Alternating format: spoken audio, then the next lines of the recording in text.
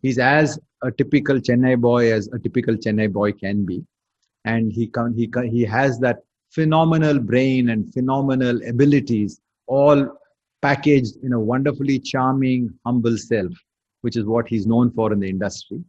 I will not get into what all he has done and how he has been recognized, other than to say that any city anywhere in the world would be absolutely delighted to produce a venture capitalist like GV, and would celebrate him because he is empowering hundreds and hundreds and hundreds of next gen entrepreneurs.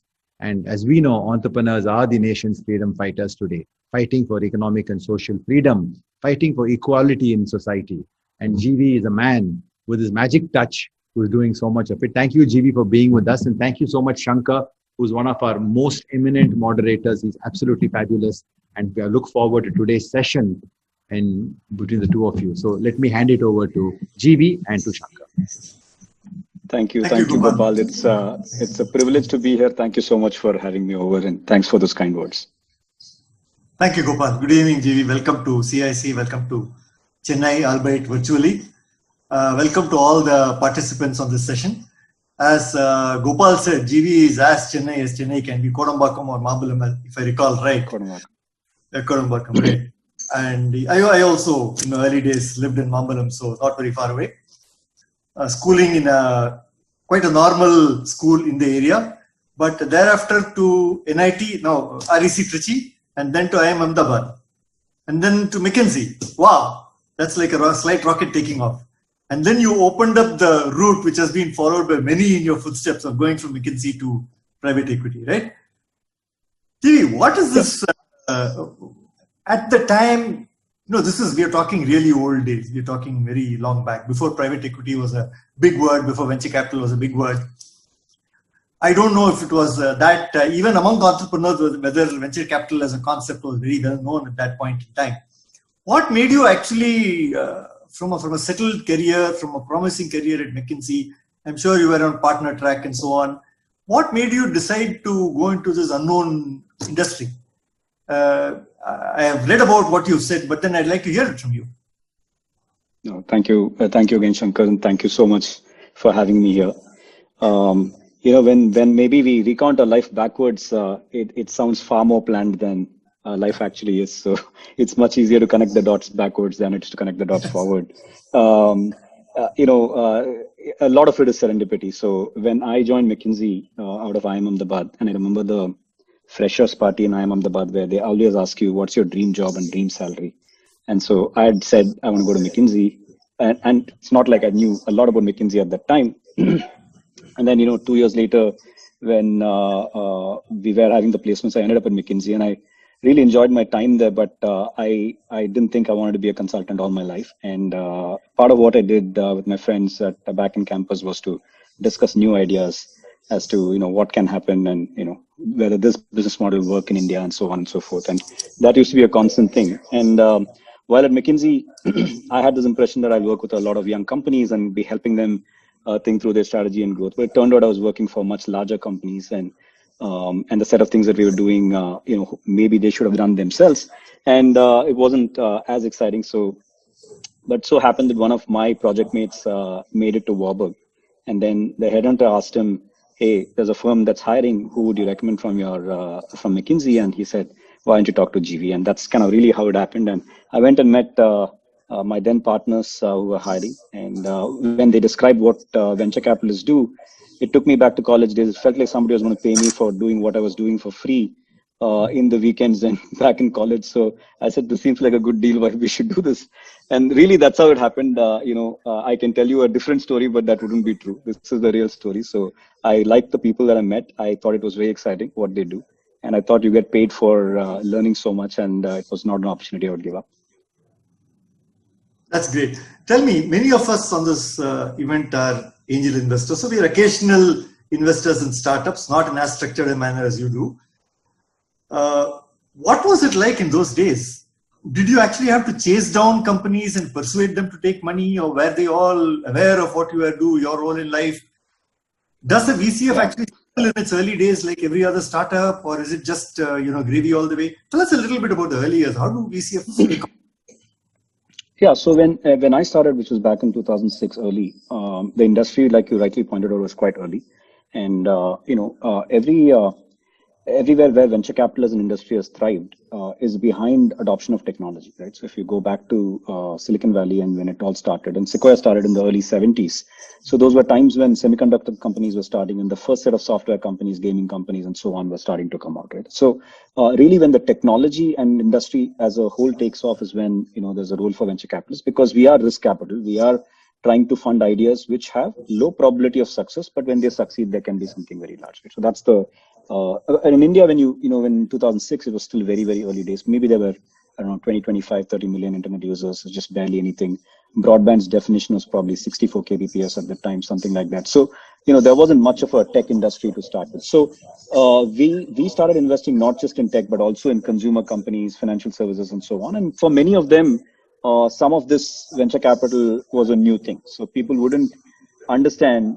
Sometimes they will ask, what do you charge and how much will you charge, how much interest I should pay back, and so on and so forth. So it was a little bit of education saying, no, it's risk capital, and so on. But very quickly it changed once we started seeing some early signs of success in tech, and since then it's been one way. And now, of course, we have plethora of capital coming into the country and a lot of risk capital available, at least foreign capital that's available to fund ideas and dreams of entrepreneurs. Thank you, GV. Now, I should have done this right off the top, but I think the audience already knows that GV has been given the Economic Times Midas Touch Award for the most successful venture capital for this year, for 2020. GV, congratulations. He's also been recognized by his alma mater, Indian Institute of Management, Ahmedabad, as a young entrepreneur, a young achiever for the year 2020. Congratulations for that too. As we were speaking earlier, sometimes it pours, like it did yesterday. And let us hope it continues pouring for you. I think you've done so much that needs to be recognized, and I'm glad it's finally happening. Now, I thought we will take the next 45 minutes or so, break it up into a couple of 3 or 4 segments, and talk about various aspects of your business and also about you and your philosophy and so on. So, to start with, I wanted to ask you, in the context of some of your investments look like a roll call of the high and mighty of Indian startups, really. Bayous, Rebel Foods, Pine Labs. My God, all the names are sterling names. And so I don't know. Sometimes don't you wish you were an LP instead of being an investment manager? Because the sort of success facing with them has been fantastic. So I want you to tell us a little bit about how did you create such an eclectic collection of investing companies? We talk about a segment or a vertical focus or a platform focus or some such. But in your case, I do find that they're quite eclectic. They're all over the place. And so obviously there is some thread linking all of them. What is that thread that links all of them? What do you look for in the investment in a founder, etc.? Yeah, no, it's a great question, Shankar. And should we be LPs? We are actually very, very tied to our funds. We have a significant portion of our net worth in our funds that makes sure there is skin in the game for us. But to your question, I think there are 2 approaches. You could be a very sector-specific investor. We do have a set of sectors we broadly define as tech, consumer, or financial services, and we are investing within that. But then, it's a very, very wide spectrum within the tech. Now eats into every industry and so on. So as we step back and over time, the kind of patterns we see are, really quite similar. You want somebody. It starts with the founder, right?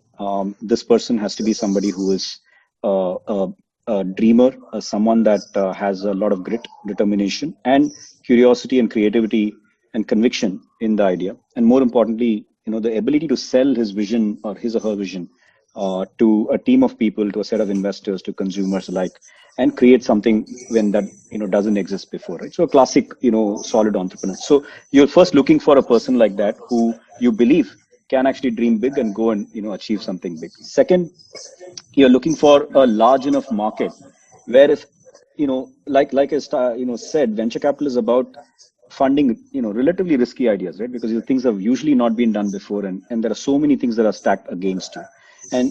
But when things work, you want to make sure that results in a very big outcome. So at least one of the learnings for me about life is we always think about probability of success and think about what to do, what not to do. Very often we don't think about the magnitude of success, which is if you got it right, how big can it be? So many times the expected value, in kind of mathematical terms, is what counts. And so you have to, even if it's a low probability, even if you get it right, the size of the prize needs to be really large. And that's the equation for venture capital. So we know fundamentally that not everything will be successful. So we are looking for things that can be very successful.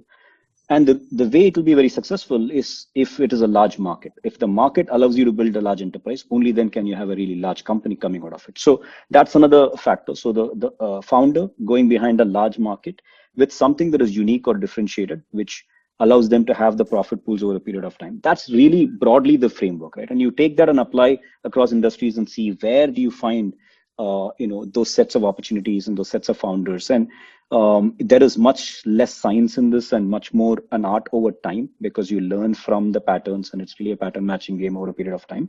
And you realize that many times you are able to take the same pattern on the framework and apply it across industries, because the fundamental questions you're asking are similar. Is this a large enough market? And is this founder someone who can actually achieve something? And do they have something interesting and differentiated that allows them to build something? So it's really that framework that we apply, and that's why you can take that and apply across. The last thing I'd say is, we have to have a lot of gratitude to kind of what we derive from our parentage, which is Sequoia Capital globally. And as a firm, we've been investors in the very best companies in the Valley: Google, Cisco, Oracle, Apple, YouTube, LinkedIn, and the list goes on. Airbnb, which it's just filed to go public, DoorDash, and so many. And so there is a brand and a platform that we have kind of inherited, and we are custodians of in the country when we run this business in India and Southeast Asia.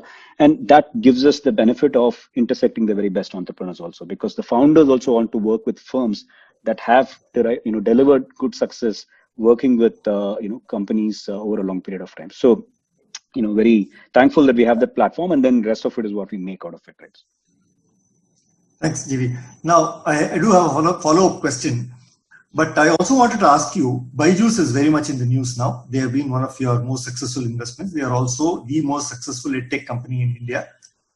EdTech in the past has gone through a couple of iterations, right, of startups which didn't work out, etc., etc. So you did invest in an EdTech startup, perhaps at the time when EdTech was not the hot thing to invest in.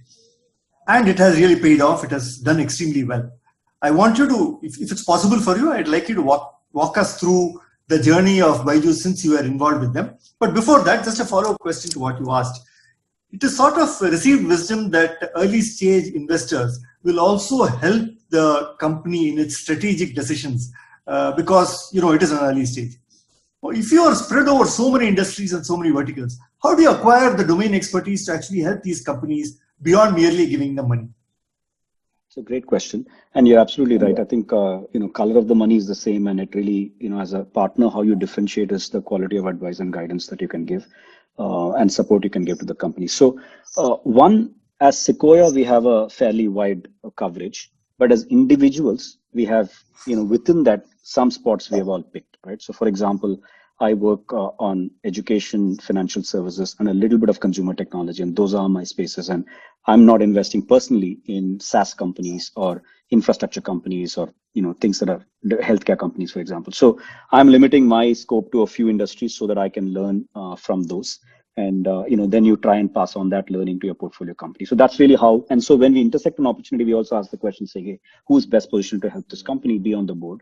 And then it's a team sport. So some of my colleagues may have sourced a company, but they then pass it on to me if it is in a sector that I have a little bit more knowledge of. And that's really how it works. So we try to kind of make that fit work as much as possible. And over a period of time, as each of us focus on a few sectors, you build the networks in that sector. So you intersect companies in that. I mean, that's pretty much how something like Byju, happened as well. So I have the benefit and again, the good fortune of having intersected with Ganesh at Tutor Vista on my first day of work in 2006, February, when he came to pitch Tutor Vista to Sequoia. And at that point we were called Westbridge, but that was the very first meeting that I attended as a part of my new role as a VC.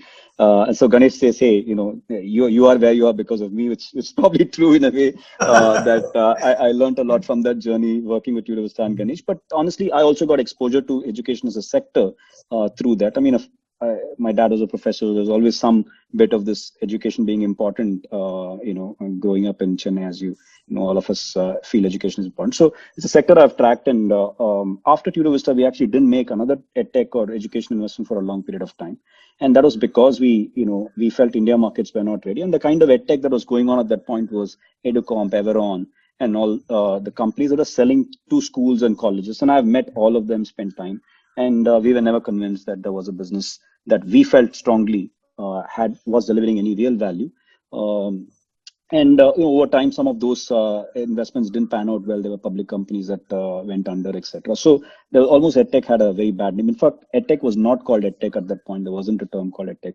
So in 2014, when we intersected Byju, the first time, we, initially we thought, okay, this is another test prep company, and there's so many test prep companies, everything from brilliant tutorials to FitG, and so what's the big deal about this? And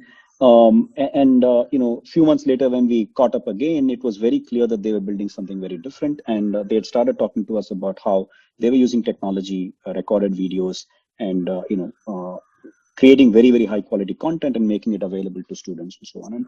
And we, over many sessions, we interacted. We went and visited some of the events they were conducting, where they would go up on stage and talk about the product and solution and so on. And so what struck us was just the passion and the energy of the founder to make a change in education. And Byju himself was not was working in the Middle East, and came back, started teaching his friends, and realized that what he was able to do had an impact, and started really teaching for MBA CAT preparation over time. And then use that to develop this methodology of teaching through recorded content and so on. Right? So we saw the power in the idea. We saw that a bunch of his early team members were all people that were products of the same methodology, and they all very, very much fervently believed in the thesis that you can learn from very high quality videos. And so that was the thing. We saw a very passionate founder who had high energy, was going behind this very large market in our view, which was test prep. And then they started thinking about K-12 as a product, which was a very, very large market. So there was a large market and a great founder, but in a way, there was no history. There is no company globally anywhere that has done this. So, when you bring it back and have a discussion inside, the question is, look, but it's not happened before, right? So what company is Byju like? And there's no company like that. So it took us a fair amount of time to kind of get more people aligned the partnership. I took a couple of my partners to go meet Byju and spend time with him. I got when my global head was in Bangalore, then I got him exposed to Byju. And I remember he said, hey, after the meeting, he said, look, you should always listen to your partners. And in a way saying, look, what you told, I didn't really understand, but when I meet, I understand now. And there was a validation. So it took some cycles. So I would say it was a difficult call at that point. But it went back to the first principles, which is, are we looking at a large market? Is it a superior product? At that time, they had 400 paying students, 389 paying students, and we called every single one of them through our diligence to understand whether it was working for them.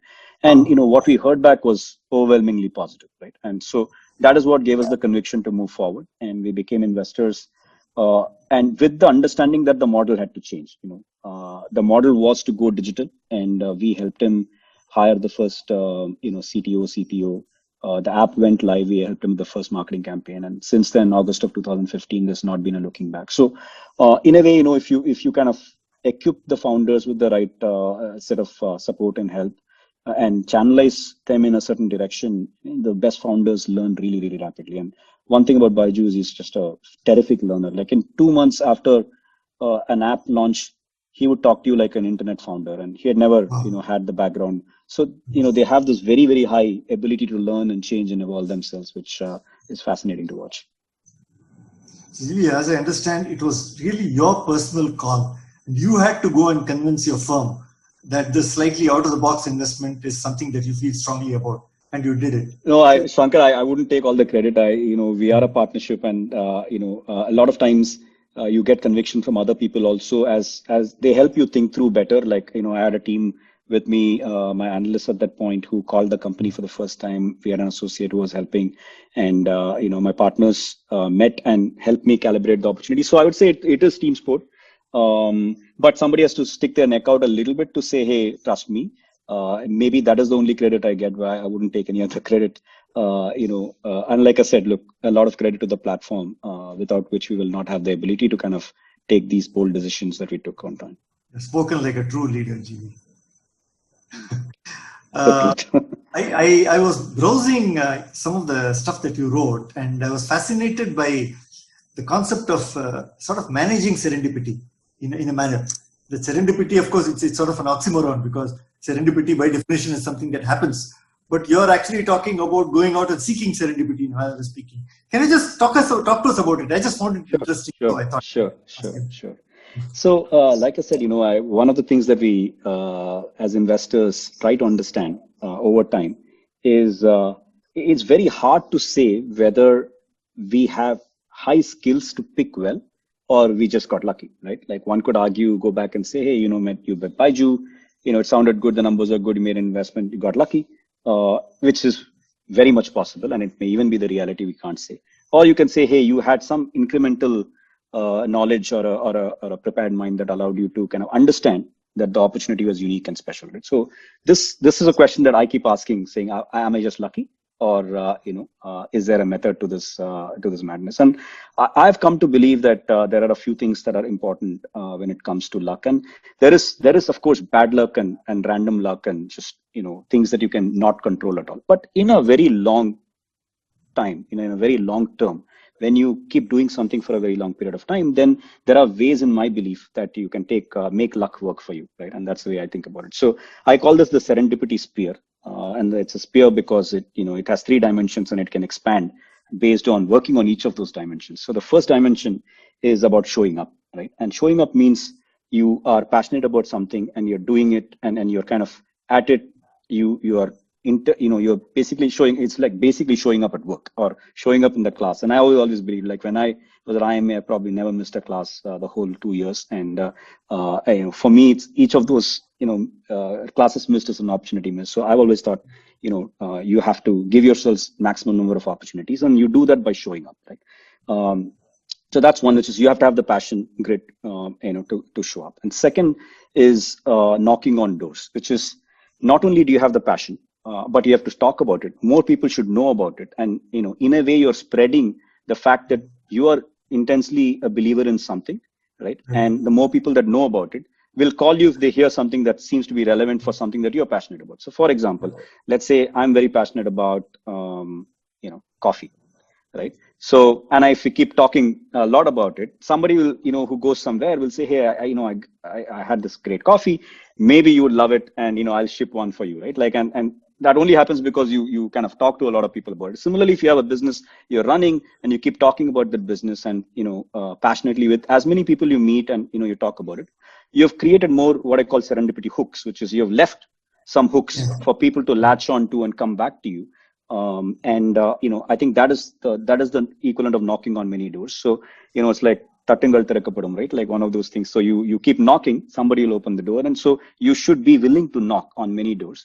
And the last thing is you should be willing to do it long enough, which is success. Anything in life is about compounding. You got to do something for a long period of time for you to benefit from that, right? So you show up, you knock on many doors, and you do it long enough. I feel that is the equation that you have to maximize to increase the volume of serendipity that you have.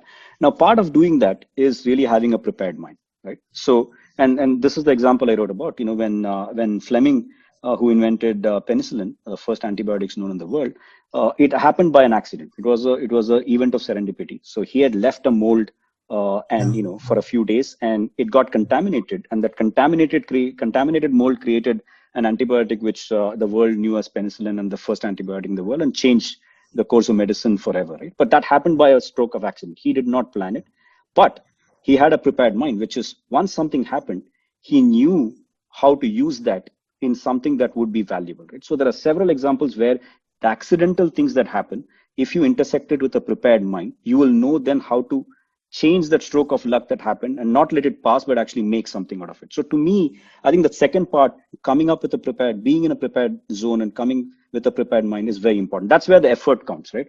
You have to be, you're just not sitting somewhere and saying, let me get lucky. I mean, that is like lottery. Lottery, you can be lucky, unlucky, that's hard to influence. But most other things in life is about, showing up with a prepared mind. And if you have a prepared mind, if luck comes your way in the form of an opportunity, you could be sitting on a flight, and sitting next to you could be potentially your biggest customer of tomorrow, right?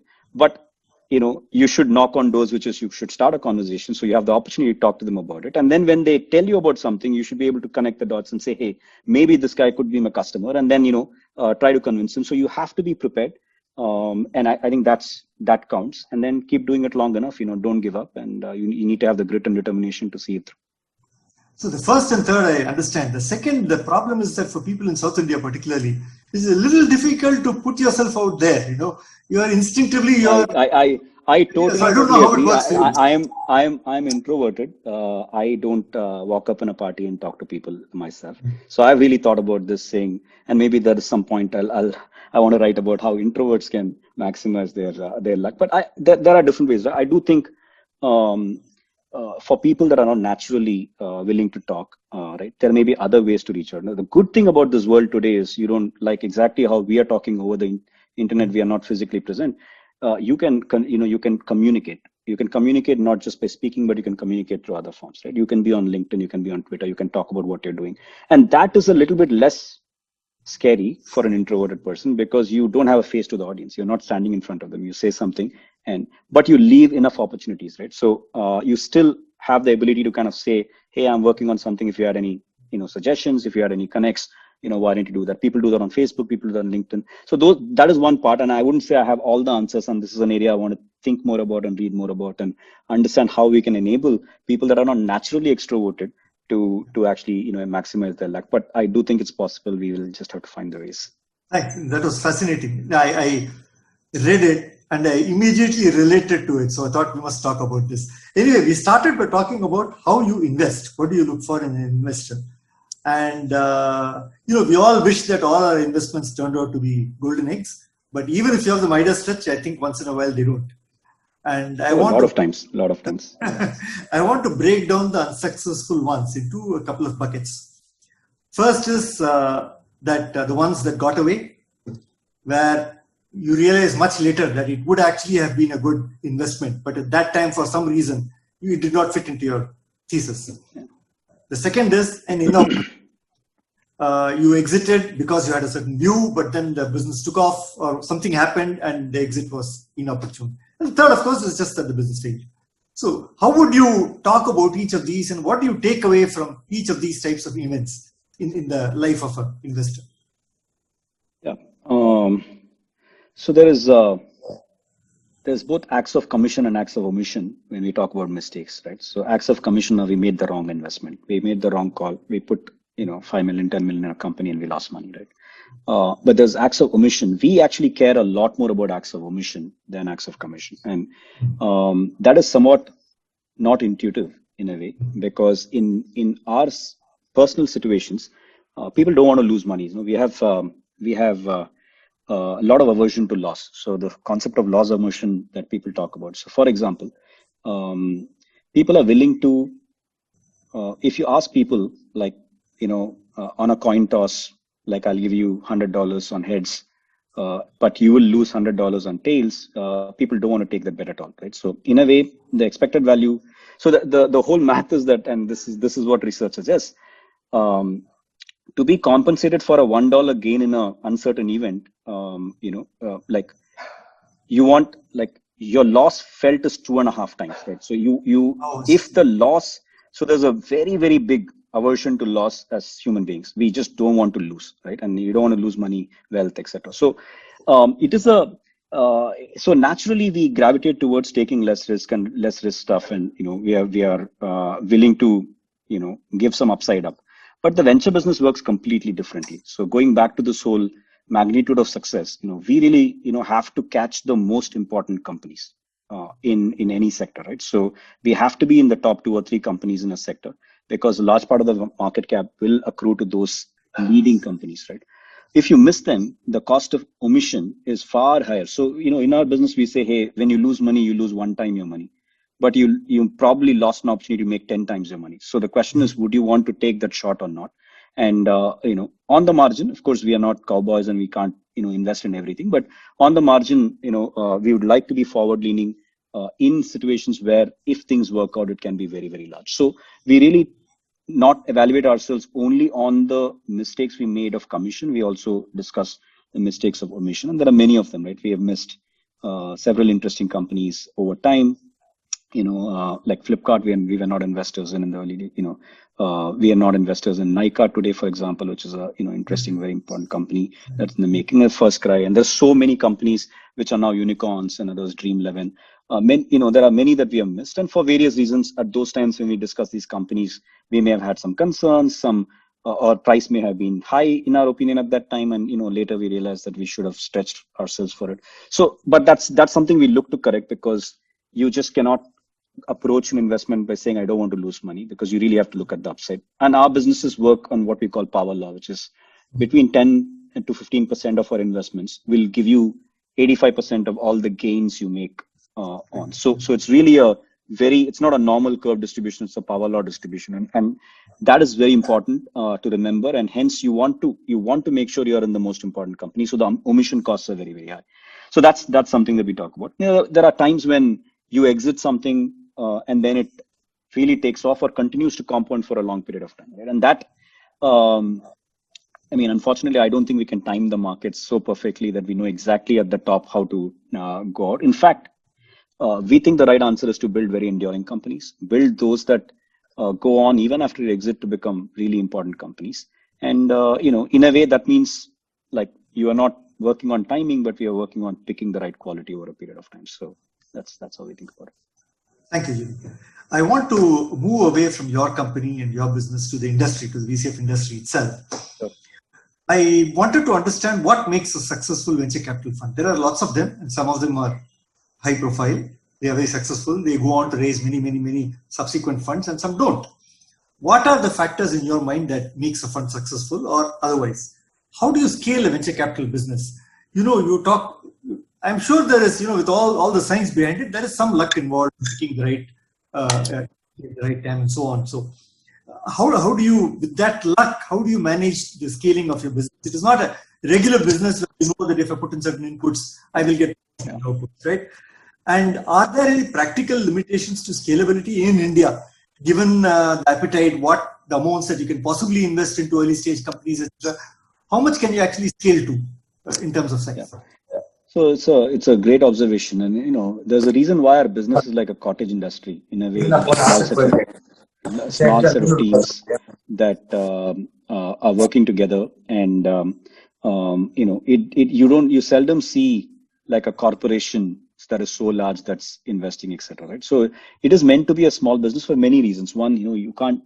There are not infinite set of opportunities. You can't just keep investing and keep going, because there's only a certain number of high quality opportunities that are out there. And like I said again, we are only defined by being in the most important companies. And that's really the model, at least for venture capital. So that's one. So you don't have the depth of opportunities to have large number of funds. Second, consistently it's been observed that the larger the fund, somewhat correlate. The return is inversely correlation. The larger the fund, the lower the return. The smaller the fund, the chance of making a high multiple is higher. It's like gravity. You can't be too large, and the gravity will pull you down. So you will, if you have a small amount of resources, you'll probably think much harder about it than when you have, infinite resources. Then you're not really thinking. So to that extent, I think very large scale is probably enemy of good, and that's another reason. But that is one part on scaling, etc. Right? The other thing is really like what does it take to have a successful franchise? So I'd say many things, but at least for us, it all comes down to focus on performance. That's our number one tenet at Sequoia. We are very, very paranoid about being relegated to number two. So we want to be the best fund, invest in the business and what we do, and so we are always very paranoid, and we constantly keep changing how we do and what we do, and looking at ourselves, saying, have we really grown and improved? Going back to the mindset, learning mindset that I spoke about, founders and Baiju example. We also ask ourselves, saying, are we changing fast enough? Right? We are investing in things that disrupt other things. Then we ask ourselves, what can disrupt us? How do we stay ahead of that curve? And what all do we do to keep innovating, our own self, and in the way we are organized in our teams, in the processes that we run. So it's a constant process of adapting to the market. And, so we launched a program called the Surge, which is the very early stage program where we, have cohorts of companies. We give very small amounts of capital between 1 million and 2 million. We launched a program called Guild, which is for our growth stage companies, where founders can together as a community learn from each other and from what we have learned about the company building over a long period of time and from external experts. So we constantly come up with new things that will improve our own companies and hence improve us and kind of raise the bar on how to be a good investor for the industry at large. So I'd say that's one. So performance is one. I'd say other thing I'd say is about leadership transitions. I think one of the things that our industry many times does not think of is who's next, right? Who builds the firm beyond the set of people that are current leaders. And at Sequoia, we've been fortunate that the way this has always been done, Sequoia has never called ABC Capital with the name of the founder, Don Valentine, who founded the firm, never called the company Don Valentine Capital, which she could have easily done. It's like every law firm has the partner name, every venture capital firm, many venture capital firms have their partner names, etc., etc. And we decided not to, because the idea was to build an institution, and which also meant he was thinking beyond himself, right? And so when he retired, or when he was ready to not be as active and lead, he handed off leadership to two folks, Mike Moritz and Doug Leone, who today are the leaders of the firm. And then, Doug is thinking about who are the next people, and he'll transition in a few years. And so there's almost this notion that you are actually, you are not the brand. You are, so like you're stewards. The steward is the right word. You are stewards of the brand, and you got to pass this on. And hopefully leave it in a better place than you took it. So there's a lot of that kind of thinking, which is important, because many times what we see is funds come and it's really dependent on one or two people, and when those people kind of not want to be as active anymore, then it kind of dies down because they've not really built the institution around them. So I think that's the other thing I'd say which determines success. And third thing I'd say, and the last thing is, there is some network effects in this business, right? So there's in the field of networks, there's a concept called preferential attachment, which is really saying the large get larger. If and there's a simple experiment: if there are a bunch of clips, and you start picking one clip and connecting it to the next clip, and you keep, and assuming the bunch remains there, you keep needing it. What you'll find is a pattern which has the power law, which is exactly what we spoke about. It's just a few things will have most of the clips, right? And that's how it works, because it's a concept of preferential attachment. So there's a little bit of the network effect type behavior even in a business. When you start and you have a bunch of success in the early days, chances are that you will continue to remain successful, because the best founders want to be associated with the best funds who have the best companies. And so it's kind of it becomes a self-fulfilling loop, provided, like I said, you are paranoid and you're on top, and, you're not chilling out. There's no room for chilling out. You have to, we say something within at Sequoia, we say we're only as good as our next investment. So that's the level of paranoia we have. And so we have to keep running really hard. So that leads me to my next question beautifully. Surely you are in competition with other venture funds. Now, I know that for larger rounds, for subsequent rounds, there is a spirit of cooperation, a number of firms potentially coming together to lift the load. At an early stage, not because it's beyond your ticket, but because you find sense in it. Do you have a policy of working with others in partnership, or is it your house choice to really work with a company exclusively at its early stages? No, we've evolved a lot on this thinking. Earlier, when markets were much shallower, in the sense that the size of the outcomes were not very big, the only way to make the math work was to say, hey, I have to own 30% of a company, and so when it becomes the scale, I can take out so much, and then the math works. Now, the size of the outcomes have become very large, right? So you could be in a $10 billion company and own like 3% or 5% of the company and have a terrific outcome for yourself. So as that evolved, I would say in the industry, a lot more cooperation, is being seen at the very early stages. And because everybody knows, look, if you get it right and it can be big, you will still make enough money. So I would say it's an evolution of the industry, and for ourselves, we do collaborate a lot with firms. There is competition also. I wouldn't say there is no competition, but there are times when we know when the founders prefer that they want to have two investors. We're very happy to collaborate with people, and there are many firms that we collaborate with quite actively in the early stages. Do you think that there is something called an India model in early stage investing, which is different from, say, the US model? It's not really a European model, I guess, but if you compare us with the US, which is really the mother of startup investing, and India, is there a difference in the style or approach of early stage investors? Either in terms the way you attract investees, or the way you govern them, or in the terms that you end up agreeing with them, etc., etc.? Yeah, I'd say, look, US is a place where the law of the land and the courts kind of work. So, they all have very standard, agreements in legal, and most people believe those agreements are enforceable. So you can have some special terms and rights and so on. In India, we go in with the assumption that you can't really enforce anything. So, in a way, the only way this works is you trust them, they trust you. Both of you want to do the right thing. If you ever got to the docks, then it's already gone. So that maybe that's at a high level the difference, but it's not a whole lot of difference. I'd say some differences are the early stage market. In that market is very early, in the sense, in India, a venture investment that you make in a Series A, where you invest 25-30 crores in a company, the company may have already had certain amount of progress. In the US, a similar company you will fund when they literally have a business plan, just behind a founder, etc. They go fairly early, because again, that market is very deep, so there's lots of capital available. So people don't have to demonstrate a whole lot, and still you can attract capital. And many times, of course, it's also just the founder, right? The quality of the founders and what they've done before. There is a lot of serial entrepreneurship there, because people have done their first company, sold it, started their second or third company. So they have hence a very different level of leverage with respect to raising capital and so on. In India, we're starting to see the emergence of second-time entrepreneurs, and over time this will get deeper. There are some of those kinds of differences. I wouldn't say fundamentally, in terms of how something is being looked at, the qualities you look for are that different. I mean, it's we find a lot of similarity between the founder profiles, in this geography and in the US. I do think India is a tougher market to build anything, just because we are not as rich a country, and we don't have the same level of infrastructure. So many times, I wonder whether the reason a lot of Indian founders show up in the Valley and they're very successful is because they just intersected a larger and a smoother market than what people. So a lot of respect for people that build companies here. It's not easy. Yeah, I agree with you there. I want to move over to the environment which you led to. You talked about risk aversion, and you explained how angel investing or early stage investing is the riskiest of the risky.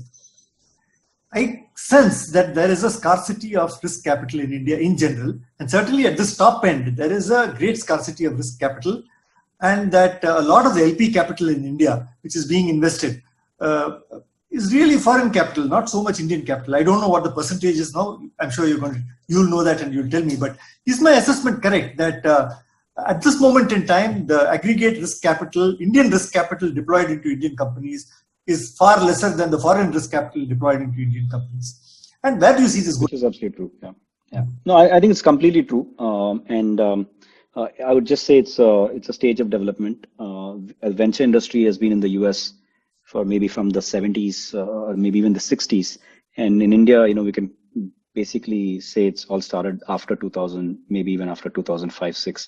So we're still very, very early days, Shankar. And so in a way, it will take time. You need to see examples of successes. You need to see examples of repeated ability of funds to deliver high outcomes. We are competing with return profiles in other asset classes, which are really, really good. I was leading up to this conversation, I was trying to do some work on understanding what returns people have had in gold or real estate, or just investing in Nifty 50. Each of this would have given you anywhere between 10 to 12% annualized return, right? So, and people would argue gold and land are literally risk-free in many ways, at least from an India perspective, because that's how we have invested most of our capital, right? So when you can get 10-12% return almost without taking any risk, then why would you want to invest in these risky asset classes unless the return is substantially better? And when I say substantially better, you at least want to see maybe 20% IRRs or 25% IRRs, etc. And again, going back to the loss aversion, right? So people really want to see much higher gains. If they know there's a chance of losing $1, they want $2.50 on the upside. So there is that thinking. So I would say the real competition is the fact that we have asset classes that have really performed for us in the past. Now the question is really, will they perform equally well in the future? And that's where there may be a divergence in opinion, and people will start thinking about alternate asset classes like venture and equity. But we're already starting to see changes, and there are people like Gopal and others who actually raise capital from domestic markets, and whether it's the family offices who are now starting to think about diversification, asset portfolio creation and so on, or it is, let's say, even the mutual funds who are starting to think about a small Yes, portion of yes. their capital in risky asset classes, etc. There is some development, but it's a long distance to go. And I would say it's just a phase of development, and people have to evangelize. And as more and more people set up these domestic funds and deliver good quality returns, you'll start seeing capital come into this list. And as one of the most successful firms, you should be seeing this change. Are you seeing greater interest from Indian LPs to invest in newer funds of yours? Or is it still not worth it in terms of the ticket size and in terms of the effort you have to put in to get that money? Yeah, so fundraise for us is like a federal issue, meaning it's driven from the US. So a lot of our Oh, LPs, and we have we have about 100 LPs, and mhm. many of them have been with us for decades now. So it's always a fight for allocation to get into funds, and we are lots of again gratitude to them for being supporting of us over a long period of time.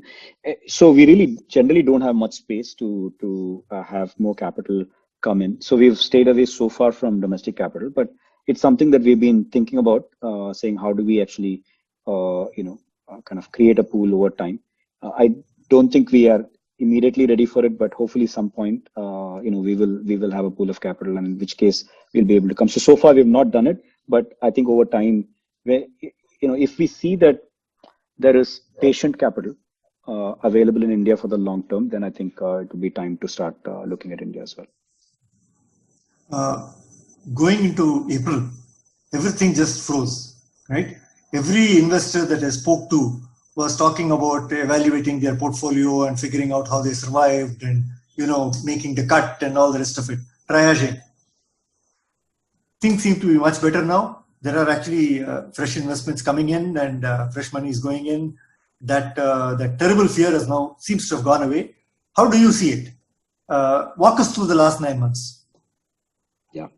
So early February, we started seeing signs, and I think maybe towards the second half of February, Sequoia put out a note called the Black Swan, which spoke about how COVID-19 could be the big event of the of the year, and certainly and maybe even of the decade. In a way, we sent out a warning and a caution to all our portfolio companies to start thinking about how they would navigate a period if there was to be a tough one coming right at us. And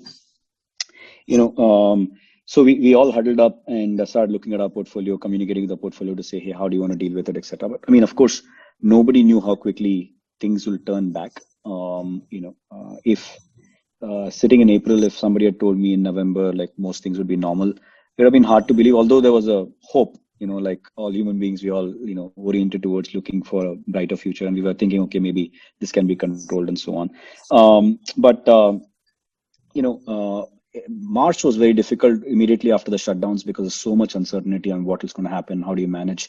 A lot of businesses had to overnight literally figure out how to work from home. It was not easy.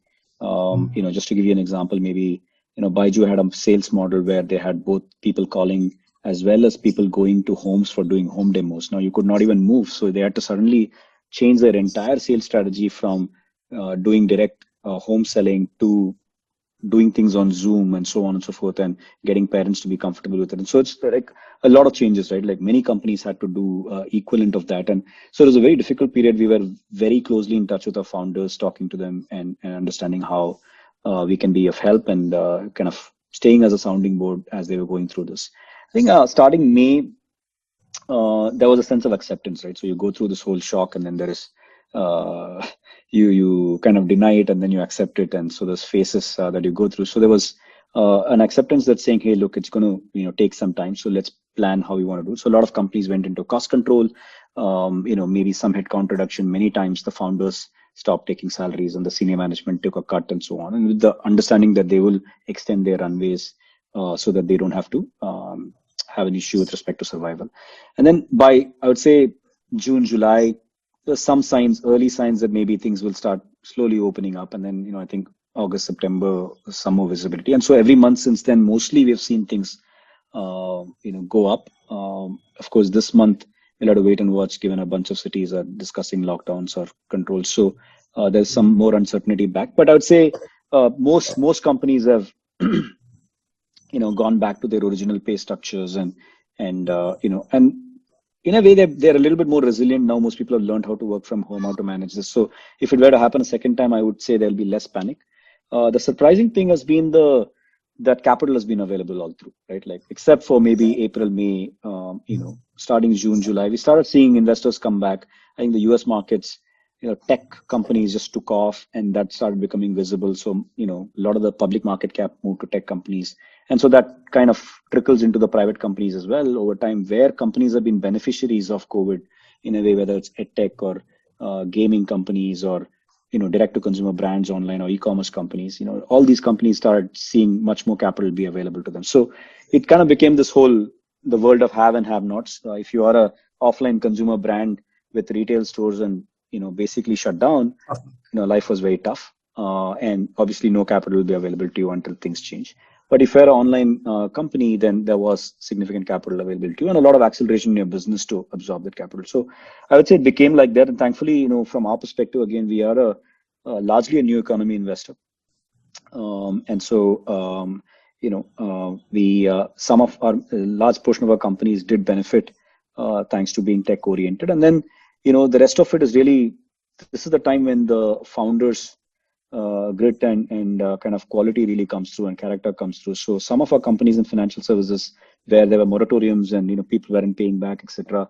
The focus became not about growth, but about collecting the money back. And, how do you, entire organization should now be focused on that. And again, this is where I do think quality matters and, the right founders will kind of focus on the right set of things. And we have seen people come back quite strongly, after the first April, May, June onwards, we started seeing people actually collect really well. And so, yeah, we are in a good place. We were much more worried when we went into COVID as to how things will pan out, but things have panned out all right. But, we are not out of the hoods in any, there could be more lockdowns and we should all be prepared from a business perspective for some volatility.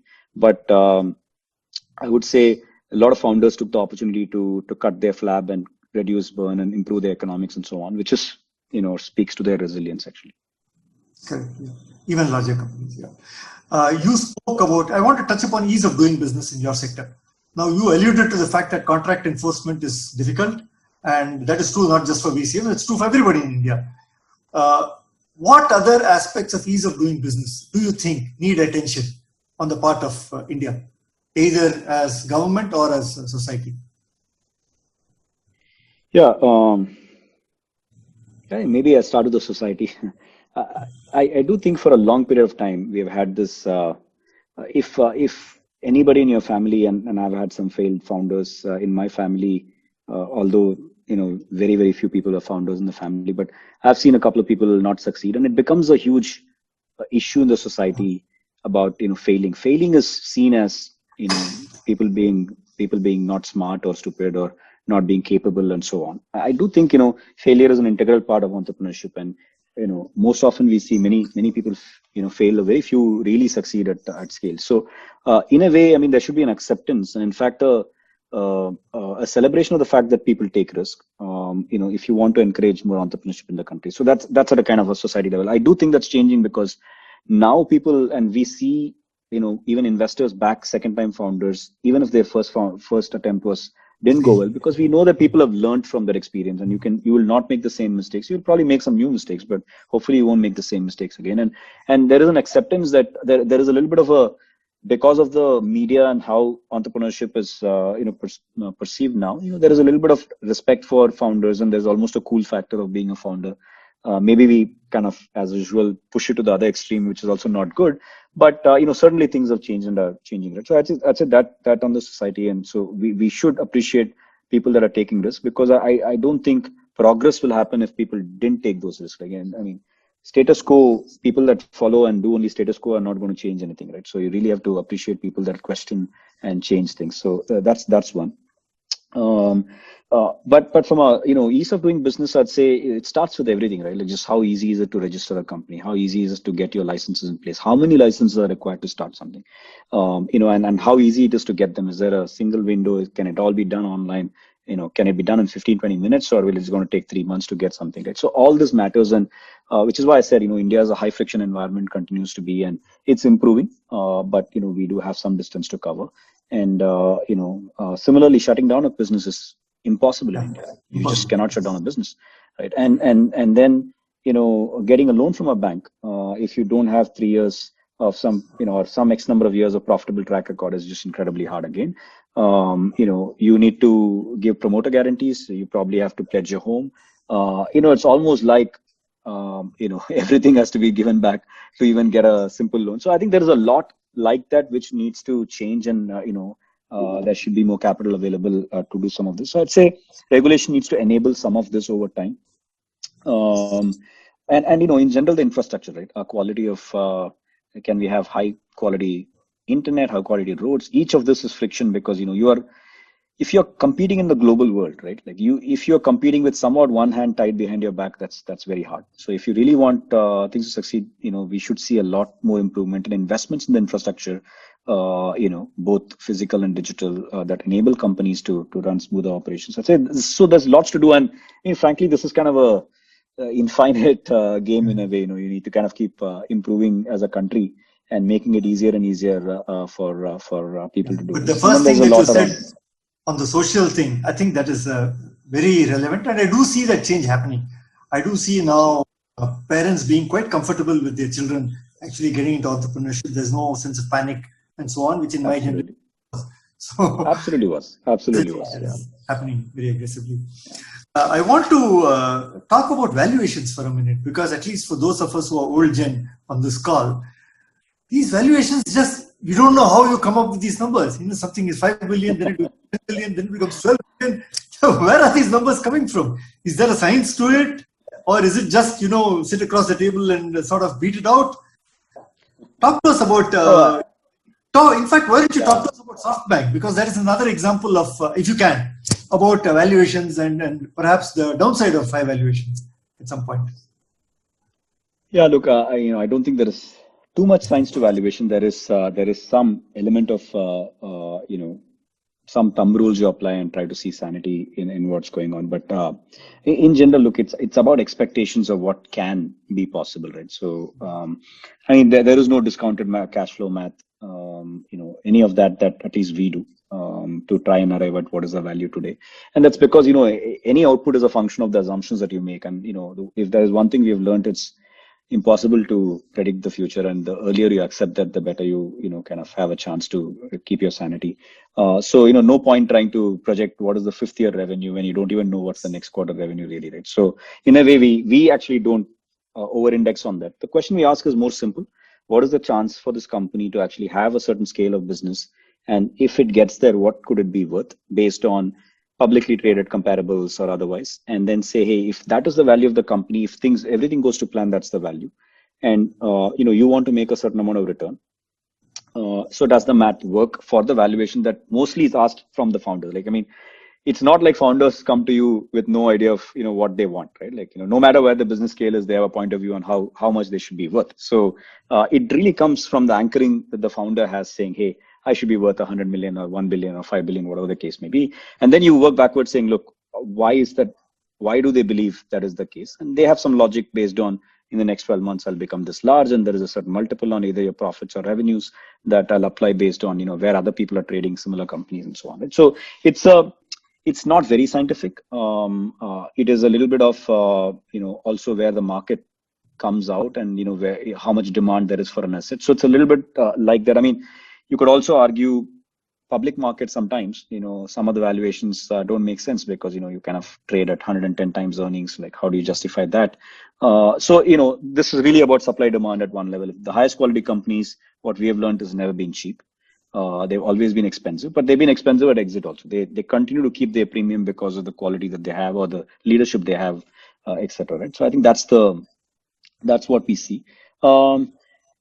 It has its drawbacks, because when you kind of somewhat pump it up too much without the underlying numbers to back it up, then you're hoping that the company gets into those numbers fairly quickly. If that doesn't happen, if the company trails the numbers, if it's not grown as per the promise and it's not achieved that, then of course the valuation is kind of not legit in many ways, right? So this gets tested in every round. So, the founders know this, right? They are not in this hopefully for 1 or 2 years and what's the next round at, but and so they know that with that high valuation comes a responsibility to deliver returns from there. And so really, if you want that valuation, you should be willing to sign up for that outcome. See that maturity in the founders typically.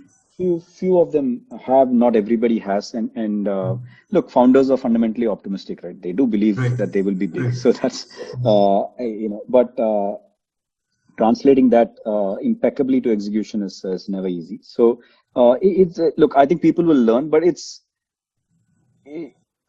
I don't know how much you will blame everything on founders, because it's also investors. If people are willing to give those prices and they go and pay 2x the market, then you're basically either you have a unique insight to pay that much that helps you, or you made a mistake, right? Only time will tell. So yeah, many funds have come and gone, and all of us have made mistakes of overpaying in some situations. But no signs, unfortunately. If I can lead from this question into the current state of the public markets, do you think that this enthusiasm in private markets is sort of feeding into the public market valuations, and they are learning from the private markets?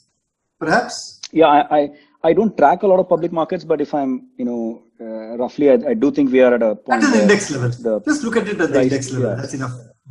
Correct. And it probably has very, very high price to equity ratios today. So last year, if we had this conversation, the next question I would have asked you is all these, decacons and upwards. Is there an appetite in the public markets to actually absorb all of them? Now, today's situation is different. There's so much liquidity. Anything you throw at it will get absorbed. But in your heart of hearts, do you feel that all these decacons and so on, which are coming up, can actually get absorbed at some point in time, or do they never have to list at all? No, they have to list because people have to find exits, right? So they have to list. But many of them may not have the underlying numbers to list in India, at least, because we have our own set of regulations on what kind of companies can list and what. And Gopal has written a very nice article on that recently. Yes, absolutely. Gopal addressed that very beautifully about how we need to make those changes, and it's super important because see, it all works backwards, right? If you can't get liquidity to IPO, then the previous round guy will start questioning this, and then it flows all the way down. So it is important, and and then we need to make those changes. But coming back to your question, is there appetite? I think in Indian markets it's hard because we are not used to investing in loss-making companies that are investing for growth and growing very rapidly. We have generally found preference for more profitable companies that are compounding at a certain number, and so that's been the nature of the kind of companies that public markets have absorbed. So there is some learning to be done here as well. But these kinds of companies, if direct listings opens up in the US, many of them can go public in the markets. But again, going public is just a milestone, right? Like eventually to get continued attention and valuation, it is not easy to do unless you really deliver the numbers. So markets are unforgiving if you miss the numbers or you don't really execute. Yeah, absolutely. So I want to sort of move towards the close by talking to GV as a person. We've talked about you as a professional, as a founder, yourself, and so on and so forth. Now you have, in a sense, you're founded Sequoia in India, but still in the capacity of an entrepreneur, perhaps not as an entrepreneur. Is there a GV entrepreneur that we will look to seeing sometime in the future? Great question. Are your entrepreneurial instincts quite satisfied with helping all the entrepreneurs? Yeah. I really feel like an owner here and in what I do, and gain a lot of satisfaction in being the entrepreneur behind the entrepreneurs. Which is something that again we talk about at Sequoia a lot. So very happy with that. But if I think the older I get, my questions are a little bit different. I've started asking myself the question: are the best minds in the world working on the most important problems in the world? And we have several problems to solve. There's a climate issue, there's education, there is water. Bangalore's running out of water, Chennai may be running out of water, and there are so many such issues. So some of my time and capital is going into those kinds of causes, and hopefully in the long term I can give more time to the more pressing problems that hopefully some of us can contribute in some way to.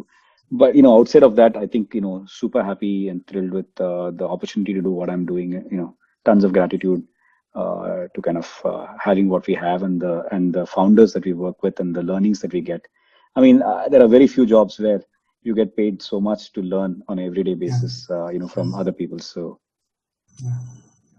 very, this little bit of angel investing that we do here in our little network called Chennai Angels is actually the most amazing thing, at least for me personally. Of all the things that I do, that is the one that excites me the most. I can quite very understand if that's your satisfying. full-time job, what it will be.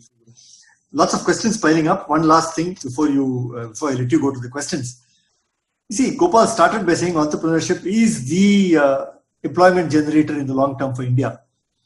Now, the question I have always debated is the entrepreneurship model for India one of a few unicorns or a large number of normal cons, if I can call it that?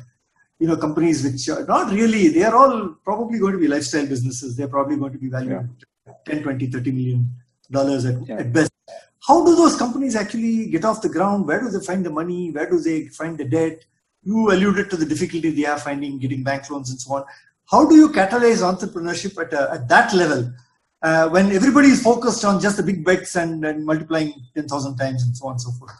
What is your view on that? How do we get there? Yeah, I'm not sure we as investors have a role to play. No, I'm talking to you, remember, as a citizen of India. But you're a citizen of India. No, but what I meant is, there is if you ask me, I think the focus should be on the big wins. And the reason for that is, look, it's not because those companies are important, but they will fuel the ambitions of millions of other people, right? So if there is a Flipkart that succeeds, if there's a Baiju that succeeds, you see so many other tech companies coming up or e-commerce companies coming up. And that's really what you want. You want a few really big examples of people that have, people like you and I who went out and did something, and for other people to feel inspired to say, hey, I also want to do something. So it's really, in our opinion, to have the big companies, because that's really where an Infosys and a Wipro and a TCS have kind of spawned so many companies after them, and that's the inspiration you're seeking, right? And then what you have to do is, from a policy and ease of business perspective, make it easier for the smaller companies also to thrive, right? Like, their life should not be so difficult that they give up, but there should be a conducive environment for them to conduct business. And then after that, the free market takes over, the best people who win. So we have a number of questions, GV, but sure. Do you have a message for any entrepreneurs, any people who are at that difficult stage of, just graduating to revenue, seeking money, etc., etc.? Do you have, in 30 seconds, something that you want to tell them? Yeah, only advice I have is, play the long game. Everything is life. In life, in my opinion, is about compounding. Your knowledge and wisdom compounds, your relationships compound, your wealth compounds, your advantage compounds, if you play it right. So to me, even luck compounds.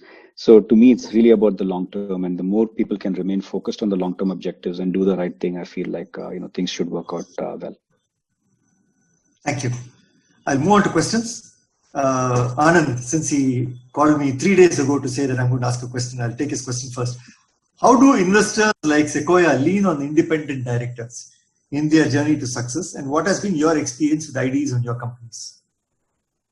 Yeah, it's a great question, and it's one I've thought about a lot. I do think the investor community is under leveraging the quality of talent that's out there and the experienced people that are out there, right? And very few companies actually have invested in independent boards and doing the right thing, because they all think independent boards means you only do it when you go public. And before that, you appoint a few people, and that's what it is. But in reality, actually, there is so much value to be derived from people who have been there, done that. And it's great. It's coming from Mr. Anand, who he and I serve on a board together. And, I see firsthand that independent directors can raise the bar, not only on governance, but on asking the right business questions from experience and sharing learnings from other places. So I actually think there's a lot to be gained. As an industry, I think at least the venture industry is under leveraging the power of independent directors. But also, on the same breath, I would say, regulations are not making it easier, or at least, the kind of liabilities that are there, etc. I know a lot of good people who would love to work with companies, but they just don't want to come on board. So we should think about whether, in the spirit of trying to tighten things, are we really hurting companies by not allowing them access to good quality talent? Absolutely. Yeah. Yeah. Samir Mehta has a question for you. Sequoia has been one of the standout funds of India, and you continue to hit home runs, right? The list of your successful investments is as long as my arm. What makes the firm different? You've had issues with GPs, you had issues with investees, you had issues, you had market shocks. And what exactly does your global brand and partnership bring to your India business? I think we've learned. Separate First, thanks questions. for the kind word. Yeah. No, first, and thank you for those kind words and so on. I would say, what we've learned from our global counterparts is also all this. What we are talking about is true for them as well. They've had the same. It's a part of evolution. As you think about kind of how life works, is you kind of constantly you're pruning some parts, and and there are always tough times. And the question is really, do you have a core mission that you're committed to, and do you have a set of people that really believe in it, right? And will they come to work thinking about that mission, and focusing on that? In our case, like we just we think about ourselves as we want to be in the most important technology companies globally, and we want to be people that are there from idea to IPO and beyond. So there's like a clear understanding of what we are seeking, and the type of things we want to do, and there's a lot of tribal knowledge in a way because of the almost 50 years that Sequoia has been around, and which is passed on through apprenticeship and what we learn from people, and so it is the culture and the focus, and not our global partner Doug Leone, who runs the firm. He'll always say, don't give an inch, right? Like it's really you have to be performing at the highest levels, and there's a high commitment to that, and to the extent that if any of us said, hey, we want to do this job, but maybe one month a year, we want to take time off, we probably not fit to be here. That's how no matter how successful, we've been, because it is about the commitment to the firm, and it is about being in the top of your game. And so there is if you come inside, the language that all people at Sequoia will speak will be very similar. You'll see the intensity be very high. The desire to succeed is very high. The desire to, and the amount of hard work is incredible. So it's almost cultural. And the example flows from the top, from the very top at Sequoia. And, some of my partners are, I don't know, billionaires, and, even today work, 15-hour days and 18-hour days. So incredible, the examples they set. Good answer. Good answer. Vikas Chawla has a question for you. What kind of diligence do you recommend for pre-product or pre-revenue companies? I don't know if it's an appropriate question, but maybe some learnings from your search program. Yeah, if you don't have a product, or if you the don't ticket, have... the ticket as I understood it from your search program just exceeds what we in the Angels do. So you're in the $1 million, we are sub-$1 million. So in a way, we can also learn from your answer collectively. Yeah, so for us, it comes down to the same things I mentioned. I think it's about really understanding the founder, right? And what motivates the founder? Why is she or he doing what they're intending to do, and how much do they care for that problem that they're solving, right? And if you don't have a product, or it's a pre-product or pre-revenue, then you're really understanding whether the solution that they're imagining, kind of is differentiated and could potentially work. And the only way you really understand that if there's no product is you have to talk to a number of their customers to understand, customers or potential customers to understand, saying, if you had something like this, is it going to fly or not? Most often, even that is unfortunately not good enough. So you have to at least buy into the problem statement, which is there really a problem? Are people going to pay for this if somebody were to solve that problem? And then you have to over-index on the founder and the quality of their thought process and the clarity of their thinking, to say, hey, are these people capable of solving this? So it's a tough problem, because it's that early you're really betting on the founders. And perhaps the ability of one of the things we have found is that sometimes a business model fails for totally extraneous reasons. The founder must be prepared to pivot a little bit into a different area, perhaps not a totally different domain, but a different area and so on. Not sort of. No, but you're absolutely right. I think one of the issues where things fail is when people are too wedded to their idea, right, and unwilling to change despite getting signals from the market. I think this is one that's a recipe for disaster. And so one of the things is you have to have the intellectual honesty to say, maybe I was wrong and I need to change, right? And that's super important. Absolutely. Thank you. Last question, I guess it's 6:45. So here is a question from a 20-something version of you. GV, that's how he describes himself. Sanjay, born in the Valley, raised in Madras, recently moved from the Valley back to Chennai. In his first year as a deep tech seed stage VC firm. Any advice for a 20-year-old version of yourself, of Jimmy? Is if I were to clarify, is it life advice or is it investing advice? Maybe to clarify. Whatever you're so successful, you'll take anything that comes from you. No, yeah, maybe I should be more thoughtful in what I say. I've never thought about it. What would I advise my 20-year-old self? Yeah, I think I'll go back to saying, look, you have to commit yourselves to doing something and being patient for results. I actually genuinely do believe that while a lot of times it's incredibly hard to think beyond that month or that year or that year's promotion and so on. I think the most important thing is kind of being and working with the right kind of people and having the long-term orientation to what you want to do and being patient about outcomes. I do think if you're good and you commit yourselves and you are at it, like I said, going back to your serendipity sphere, if you can keep doing that, you will get lucky. And most of us, if you commit passionately to something and do it long enough, we will be successful. So I think the problem with the younger people these days is just instant gratification, right? That's where the world is going to. And I think the more we can have a longer term orientation, you'd probably be more successful. It's actually a superpower in my view. Like the people that can think for 20 years, 30 years versus the people that are thinking about tomorrow is just a huge difference. And I think that superpower, if somebody had told me that's really how you want to think, that would have helped in many ways. I mean, thankfully, some of the decisions I took reflected that, but maybe it's just some luck at that point. I think that was a brilliant answer. I think that one word, instant gratification, says it all. Yeah. Last question. I said last question, but this is really the last question. Kalyan wants to know, what is the ratio of successes to failures in a portfolio typically look like? And, how often does the fund really return decent returns, more than what the opportunity cost of the funds would be? How does it pan out in India? Yeah, I'd say India is still early days, so I don't think the math is well understood across. India markets have also not been super deep until recently, particularly for tech investing, right? So with that caveat, the way we think about success, the way we define success is really the whole power law that I mentioned, right? By definition, it's going to be maybe 2 out of 10 companies that derive most of the gains for you, right? And if that is the case, then overall, if rest of it is not mattering as much. So in that definition, the success rate is quite low, right? But the other way to look at it is, look, what portion of your capital returned at least 3 times, 4 times, some respectable multiple. And I would say probably, I've not done this math in this fashion. If I were to hazard a guess, it'd probably be maybe 50%, 40% of the capital that will get into that zone. But the curve is steep of the ones that win. So we're really looking for those big outcomes that will make up for all the other mistakes we make. Understand. Maybe I really have to stop now, but perhaps you can tabulate the rest of the questions and send it across to Vanita. So, Divi, there is a popular image of investors.